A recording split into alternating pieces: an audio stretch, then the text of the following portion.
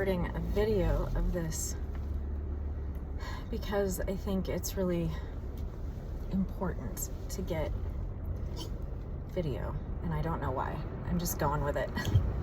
I feel very, very nauseous about to talk about this, and it could also be the fact that the energy that I've been experiencing today since last night has been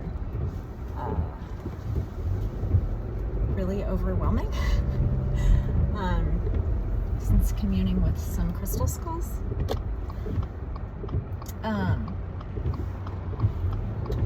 It shared things with me, and so a lot of information was downloaded into my palms and continued to download into my palms from holding the crystal skulls, and then the skulls that were around the other skulls that are mine, that I held, or that held space together. They downloaded the same things, so I have like copies of the same information is downloaded to those skulls. And so when I got home last night from this amazing exchange of energy that was really overwhelming, I wanted to integrate it, and I didn't have time. And then I came to work today and had 7 patients in a row. So I have had no integration time. It's funny because I was got up early this morning to integrate in the bathtub, but then my daughter woke up with a swollen throat, and I did a colloidal silver nebulizer for her and made her some special tea and bone broth and like tended to her, and by the time I was done I had no time to integrate. So there's no mistakes though, so I knew that the right time would come for me to integrate, and it did come. It came in a little break that I had between 2 patients of like 20 minutes. And throughout the day, I brought my skulls with me. I packed them up. I had them nearby. They wanted to be held. One of them wanted to be held during one of my patient sessions, and one wanted a patient to hold it during that session. Luckily, everybody knows what I'm like, so that she's like, okay, and held it, and it really like calmed down everything she was feeling. But then in this brief time, I only had 10 minutes once I realized, the skulls want to talk with me. I only had 10 minutes. And I'm like, what am I going to get in 10 minutes? I don't know. Like, is it enough time to even like get it? Was it enough time?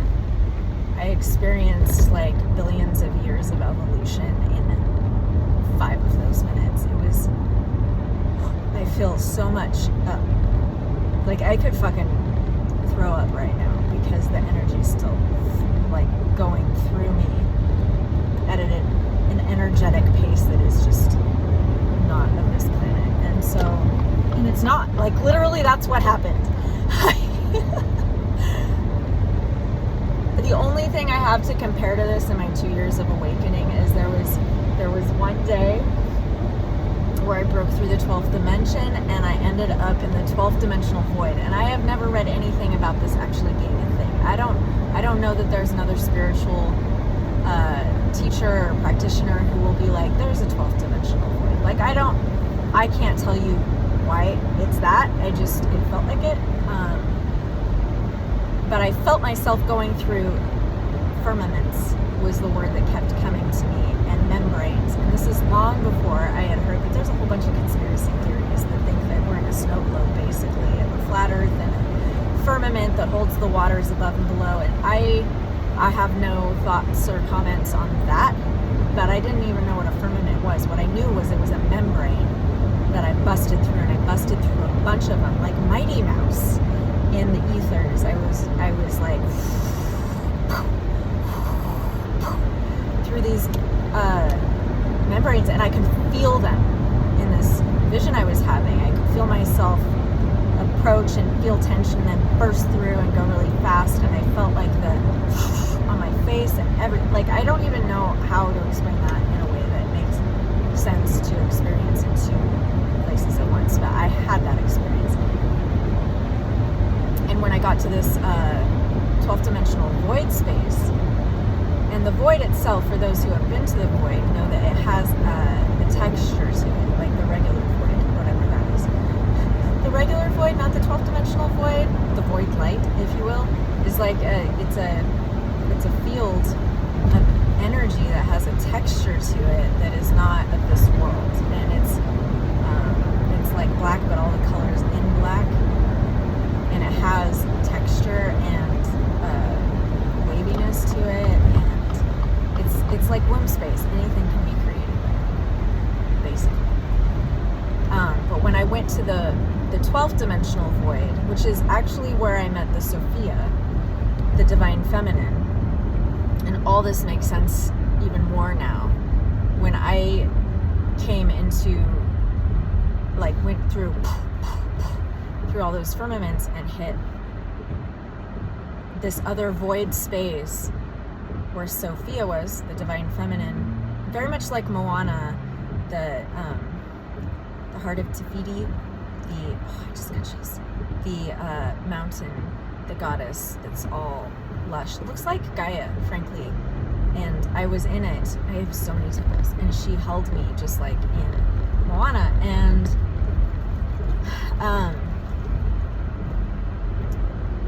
this void space had a different texture than the other void.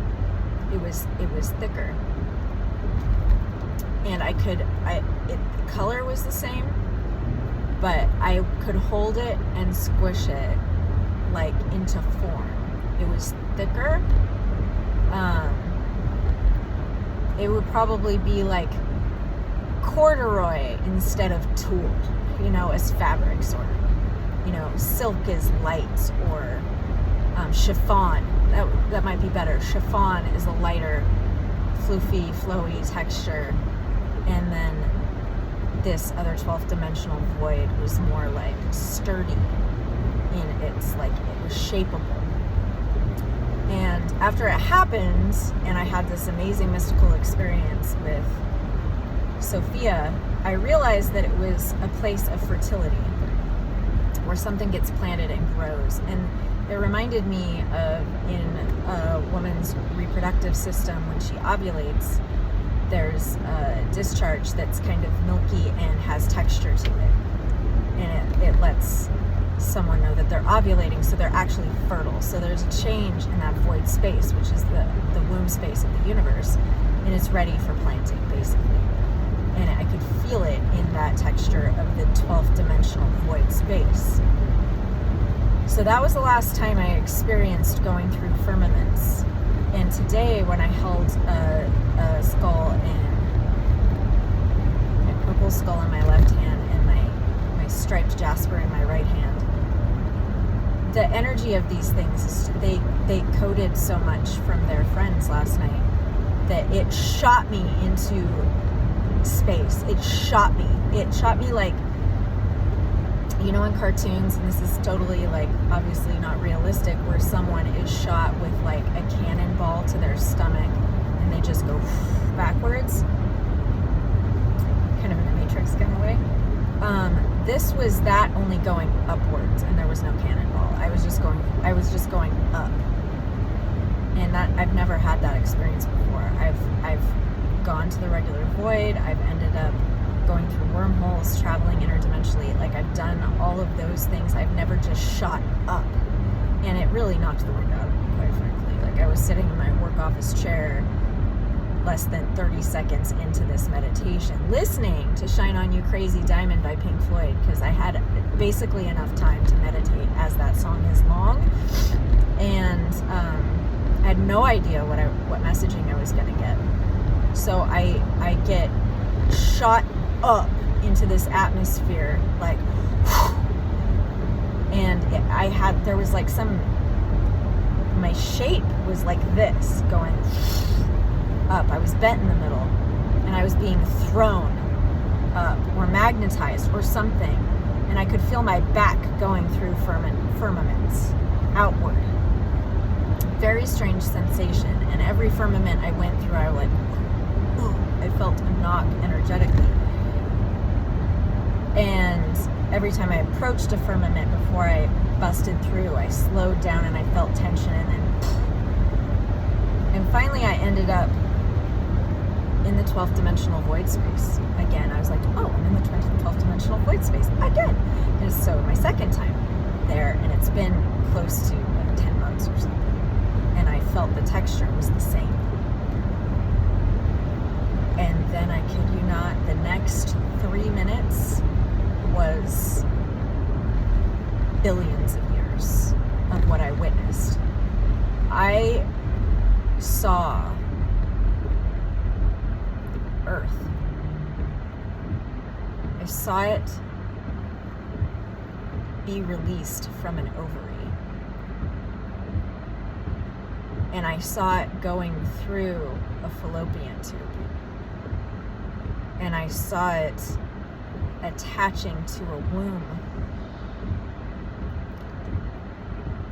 And then I saw it get fertilized, and the spark of like that quantum life, that soul spark of life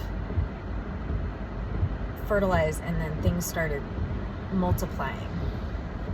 And then I saw the development of a fetus. And I need to look this up because I saw it developing in the Fibonacci spiral, you know. I still feel like I'm gonna vomit right now. Just like so much energy. It's hard to hold. I need salt right away. This hasn't happened to me in a while where I'm knocked out. But I saw that the development of how quickly things go is really significant to where Earth is right now, because she's been fertilized, she's been implanted, she's multiplied. And in the development of this fetus of what could become, it could become it is genderless. It started out as an ovum, feminine principle, and then it was fertilized by this masculine principle. But as it started to multiply, it is not decided what gender it's going to become, because all fetuses hold both attributes until a certain point in development. And I need to look this up of what is happening. But the senses start getting established in the fetus. I think it can hear first. I'm trying to go back to like when I was reading What to Expect When You're Expecting when I was pregnant, because it was a freaking horror show, because it would give you all the development, how big it is compared to a piece of fruit, and then be like, and if you're miscarrying, you'll experience this. I'm like, why the fuck would you tell me that? And it gave me so much anxiety. But there's a moment in the pregnancy where the gender is decided, and I know that that was detectable. It's detectable by like some kind of like amniotic test before you can actually see it visually. Like it's determined it's going to be this or that, but you can't see it. It's not become that thing yet. And here's the deal. Earth is a divine mother. It is a divine feminine. It is a fertile ground, and was always supposed to be a feminine. Always supposed to be a feminine. But it has been, it was fertilized with the masculine. It multiplied. It's growing. It's determined. This is a divine feminine ascension we're in. And when that is decided, there's something that happens in development that wasn't made perfectly clear to me, but I feel like it's when the soul enters, or something like that, where it changes to be Like this, it feels like when they say after your pregnancy is going to stick, that's when you tell people you're pregnant. You know, they say that around 12 weeks, when you're past the first trimester, it's kind of safe to do that. Well, I feel like we're there. Like it's been decided. There's something in development that happens that brings the spark to it. And that spark is ascension for Gaia. It is becoming apparent she's a divine feminine. It's not ambiguous anymore. She's going to stick, and there is a splitting. There's a reality in which she is, she's miscarried maybe, or aborted. And this is not a commentary on those political issues fucking at all. This is just like, not metaphor. This is the law of correspondence is what this is. This is not fucking with shit. This is law of correspondence. So much bigger than petty little human disagreements right now. But in the reality you're in, or what reality you're choosing to be part of, are you going to be part of to see what she grows to become and is birthed into? And that's what we're at with this ascension, is that the divine feminine has been decided. It is sticking. This pregnancy is sticking, and she is going to grow into what she was meant to be. And so I saw this, but then I saw it go extraordinarily outward. I saw it go extraordinarily outward, so I could see that all of the planets were ovums.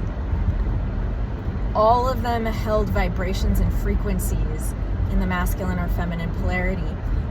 All of them were in a different state of evolution. And when a planet is obliterated, that is a planet that didn't anchor. It was a planet that became menstruation and shed. It shed. That is not a reality that is going to come into being. And that can be other planets' cataclysms or planetary endings or whatever. That no longer was going to anchor. And that happens at varying stages of development. That can happen before it even started. That can happen when it is far along. That can happen at any period in that development. It all mirrors in the reproduction cycle. And I saw that this cycle, like when you look at a universe, it is part of a larger body, which is part of a larger body, which is part of a larger body, and we are ourselves a galaxy, a universe in all of our parts, and we hold planets inside of us that we menstruate out and or fertilize, whatever. We hold those frequencies, and something is created or it is not created. And that is part of the exploration of the all trying to understand itself in new expressions and ways, eternally, inwardly and outwardly, and to know that on an atomic or a subatomic level, there is a mirror of that creation, an evolution, an ascension process happening within us and outside of us all the time.